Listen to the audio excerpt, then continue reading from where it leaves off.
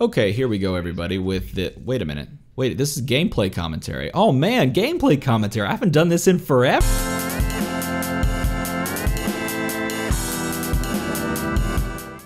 So Ryan Slater and I met up a couple of nights ago and played some games together. The team that I decided to run, because I've been thinking a lot about it, is this staff team. And it's really not a staff team anymore, but I'm totally calling it staff meeting because that name makes me laugh a ton. So we have Seething Corruption instead of the Staff of the Forgotten One. If you've not heard of a staff team before, basically this idea stems from the Staff of the Forgotten One from the Tomb of Annihilation set being played, and then you somehow dealing 1 damage to your opponent's entire board, at which point you have an open board that you push for lethal with. So with the introduction of the Warhammer 40K set, we actually have a new way of building a staff team using Seething Corruption, which is now a basic action that everyone has access to. It's no longer locked behind that super rare Staff of the Forgotten One that everyone had to go find if you wanted to play a fun casual team like the staff team. And putting this with the Orc Knob from the same set, the Warhammer 40K set, means that you have a 2-drop that gets insane whenever you KO the opponent's entire board using the combo. So this is essentially just an OTK combo using Seething Corruption alongside of the Awaken ability on Jubilee and having some Orc Knobs in the field to just deal like 30-40 damage in one go because you've wiped their board and you have some Orc Knobs that get really, really big. Ryan's team is a super cool infiltrate team that uses super rare Angela from the Guardians of the Galaxy set. If you've never seen super rare Angela or infiltrate, she turns all of your infiltrate characters into unblockable characters, but they have to use their infiltrate. And infiltrate is a keyword that says whenever this character is unblocked, you may pull it back into the field zone and deal 1 damage to your opponent instead of their combat damage actually going through. So they have to use infiltrate and they are unblockable, meaning you basically put your opponent on a clock, and they can't really do anything about infiltrate actually triggering, because even if you push them back into the field, infiltrate triggers before that, before you have a chance to use any global that pushes them back in the field. It's a really, really cool team. It was really, really powerful back when all those blanking forms were still in existence, you know, things like Dwarf Wizard and Captain Cold's Cold Gun alongside of Shriek. When you had all of those together, you could just blank up all of your opponent's blankers and control mitigation and then just put them on a clock. It was really cool. So it's interesting to see if that team can still work even though they've lost some of those control pieces. With the introduction of the 2-cost Swarm and Infiltrate Kree Soldier, it'll be a little bit more interesting, and always you're using that Black Widow to up the damage that Infiltrate deals from 1 to 2, which, as we've seen in the competitive meta, is a very powerful thing in Pseudo Dragon and Attune teams. And so the team we're looking at is really no slouch, especially because he put Shriek and Scarlet Witch on it, which really does hard counter our team in a lot of ways. Let's go ahead and see how this game and the next game play out. Alright, so I'm going to kick things off. Going first means I put 1 die in Spent and roll 3. Roll 3 energy, one of them is a question mark, so that seems like an easy turn 1 pick up a Mimic. We don't have a fixer on here, a bag fixer, meaning something like Resurrection, so I'll need to find some way, probably through fielding sidekicks or, you know, making sidekicks with PXG, to thin my bag out to get to that Mimic. He's going to pick up a Shriek turn 1 and field a sidekick. That's really powerful. Not so good for my team because my team is really sort of a one-trick pony. I don't have much going on except for this 1 OTK combo. Fielding 2 sidekicks here would be interesting. Rolling 2 sidekicks just straight off the bat is kind of fun. Pick up an Orc Knob there. So we have 8 dice going in the bag, which is not bad. That means we have a decent shot at seeing one of those characters next turn. Seeing them both on the same turn would be unfortunate because they both cost a lot to field. He rolls 2 sidekicks as well. I wonder if he keeps them. No, he decides to re-roll them. And then they both come up bolts. There you go. So this is an easy Angela buy, or you could buy like Ricochet. Ricochet's a 3-drop. You'd float the shield though, but there's no issue with that really. You don't really care. Angela makes the most sense. You could also pick up a Scarlet Witch. It doesn't have a lot of utility yet, but it will down the road once I actually buy Seething Corruption and look to use it. It looks like he's going to pick that up early, picking up the Scarlet Witch. I wonder if he's just worried about the combo coming together really fast. That could be it. Because Seething Corruption being the 4-drop that you need in order to clear the board with Jubilee.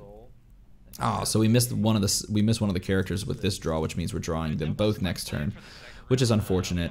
We can make a sidekick on that turn to give us 5 energy instead of 4, or 5 dice to roll instead of 4, or 5 net 5, whatever you want to say. Here we have 3 energy. Probably want to pick up a Shriek, since we need to, whatever he shrieks, we need to counteract that shriek. Because it's most likely going to shriek something like Jubilee or Orc Knob or Mimic, rather than shrieking something that we don't care about. So we would have to have some way to answer that. Going to reroll the Fist. That makes the most sense here because we can pick up a Jubilee as well. And then field a Sidekick and then make a Sidekick now that we rolled this question mark. So picking up a Jubilee, spending 2, and then, yeah, it looks like that's what we're going to do. Field a Sidekick and then pass. And then on our opponent's turn, on Ryan's turn, we'll be able to use that question mark to make one of those Sidekick dice in our used pile, an actual Sidekick in the field. Wow, he pulls both Shriek and Scarlet Witch and rolls the Shriek, but does not roll a Scarlet Witch. Doesn't really need to re-roll the Sidekick unless you don't really care to have a mask, because he does have a mask fixer available on my team. Rolls the Shriek on the double bolt side and also rolls a bolt. Pays the bolt to field and names Jubilee. Okay, so we're going to have to find some way to blank his Shriek, or to get rid of his Shriek. We can always blank it with our own Shriek. But without Jubilee's ability to awaken and then deal 1 damage to all of our opponents' character dice, then we can't actually clear his board and push in for lethal with attack damage. So rolling this stuff up, we've got Orc Knob and Mimic. Mimic does not come up, which is unfortunate. We would like that because we can cycle our dice very quickly.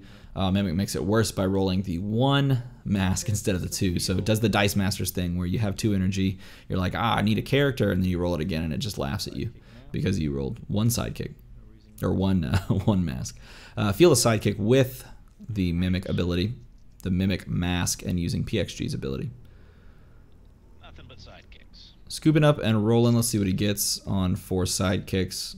Nothing spectacular this turn. Probably changing that to a mask would make... Oh, doesn't even need to. Doesn't even need to. He's got the 4. This is an obvious Angela. Like, you pick up Angela, it's your win condition, you kind of move on, right? Seems like that's the play.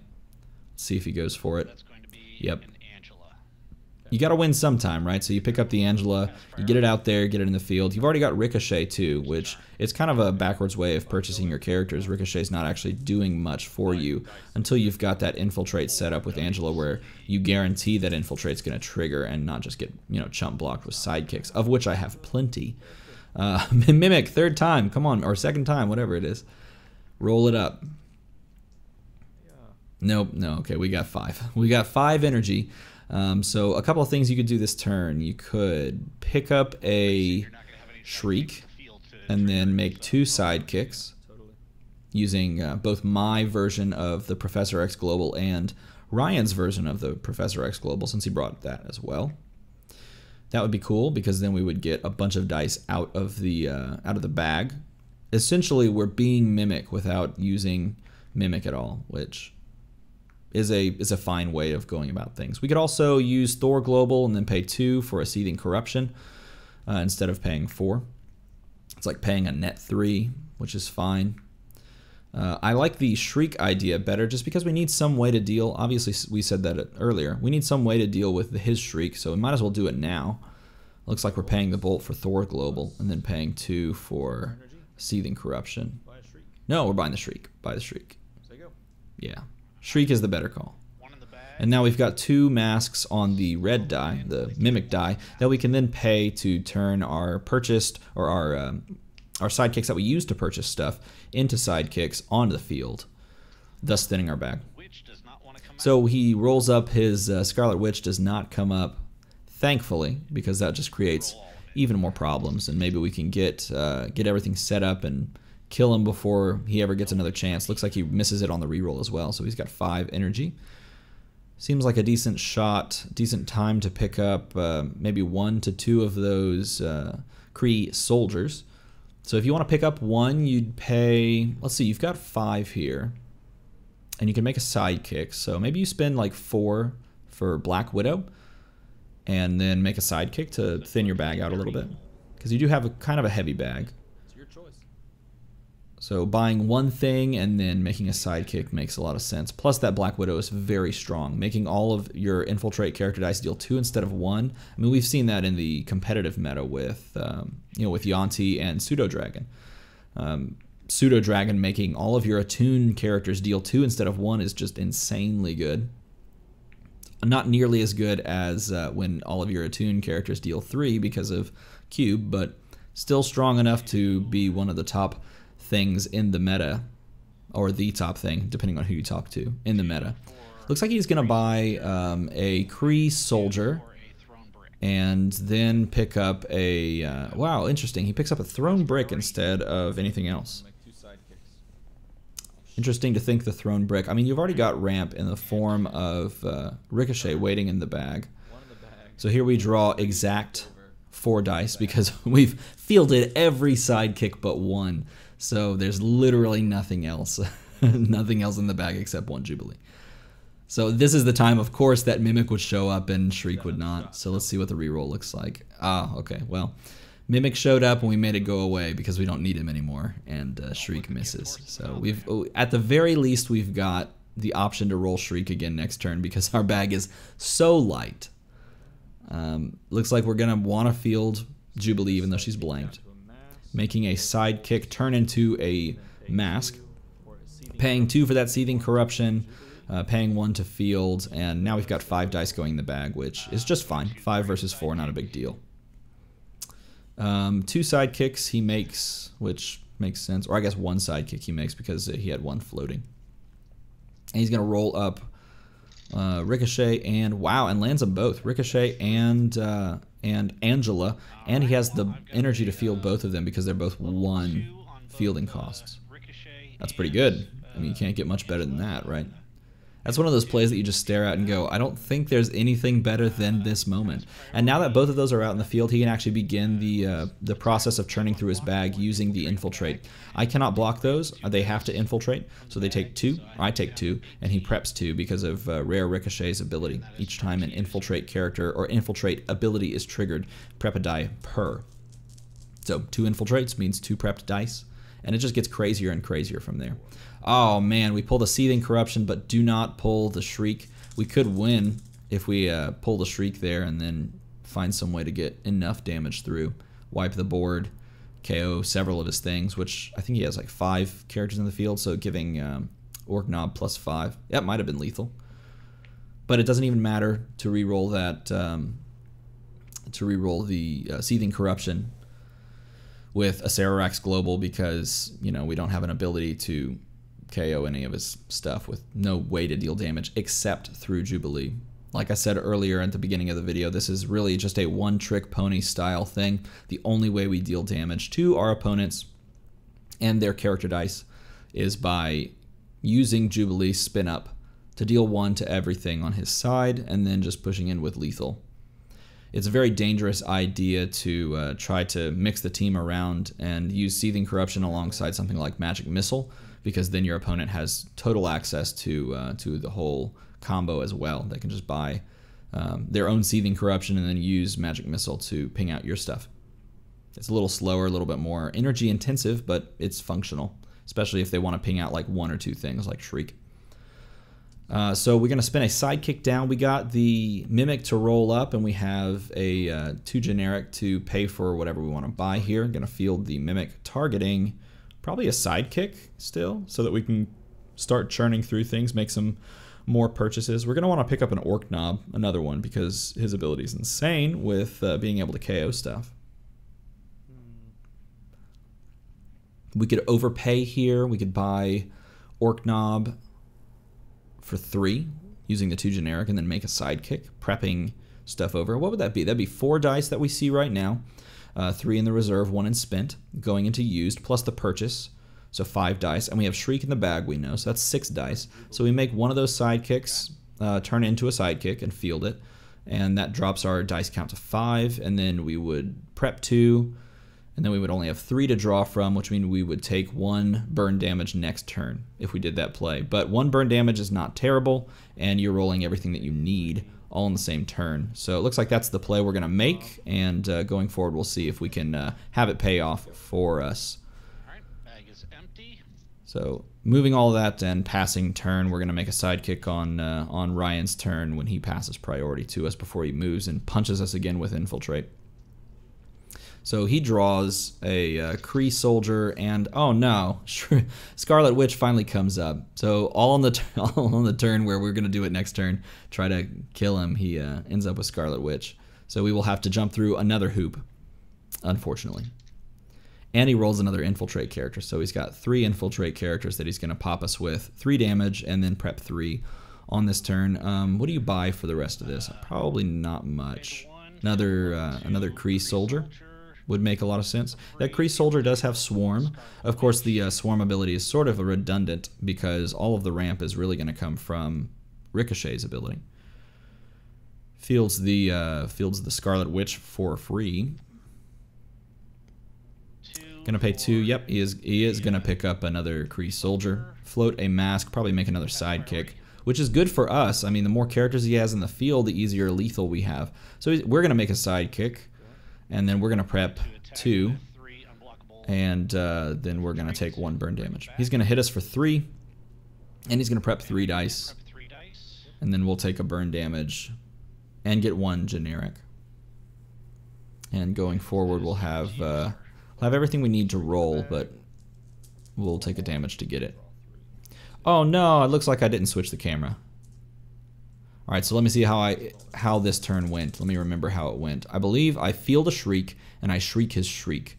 And we'll see if that is the case, then he'll flip a Shriek over in the top right. I believe this is when I field a Shriek and shriek the Shriek. Funny story, I just commentated this with the mic muted the whole time, so I just watched it a while ago. And then I was sad, and so I stopped looking at it for a little while. Yeah, I do shriek his Shriek here. This was one of 4 games that we played against each other. All 4 were very interesting, very fun games. I like infiltrate teams, so I was excited for him to play it against me, and I want to play it as well. Unfortunately, I don't have super rare Angela. We also fielded an Orc Knob on that turn, and we did not get the reroll on Seething Corruption, I believe. Or maybe we don't even own a Seething Corruption. I can't remember. I say I just watched this game, but then I don't remember what I actually did. Serves me right for not switching the camera that one time. So he's got a 2 generic on the Thrown Brick. Again, it's not really going to do you much anyway. You don't really need a Thrown Brick here. He's going to use it for 2 generic, though. That's good. Pay to field, and then this is the perfect time. You need to get a Black Widow because that Black Widow is just too good to pass up, and looks like that's what he is going to pick up. It's so fun to watch these games back and to commentate over them, because the first time you watch it back, you start to think about, like, yeah, this is what I would do, and I like that play, I don't like that play. That's interesting to take that line instead of this other line. And then you watch it back a second time or a third time, and you go, wow, we were doing the exact right thing during this game, the exact wrong thing during this game. Very interesting. So he picks up a Kree soldier as well. Hits me for 4 here, dropping me to, it should be 10, because I don't think I tallied the burn damage that I took. So I should be down to 10 here. There I am, down to 10. And gonna pick up 1 and pick up a generic as well. So I should be at 9 at this point. I am sitting at 9. And rolling this stuff up. Okay, so we have everything set up in the field. We just need Seething Corruption to work. Come on, Seething Corruption. 1 single roll. I'm at 9. If I don't land Seething Corruption, then this is probably game the other way. Hey, and it comes out. So in the 11th hour, Seething Corruption, and we have a mask. So we play the mask to spin down Shriek, and then to spin up Jubilee. And then from there, Jubilee will deal 1 damage to everything on Ryan's side of the field. And because Seething Corruption, which is 9 dice, because Seething Corruption is out in play, or it was played, then everything KOs. Those are both 12 attack characters, which is insane. And then totaling all of this up, you get to 36 damage in one go. So super duper OTK, 36 damage.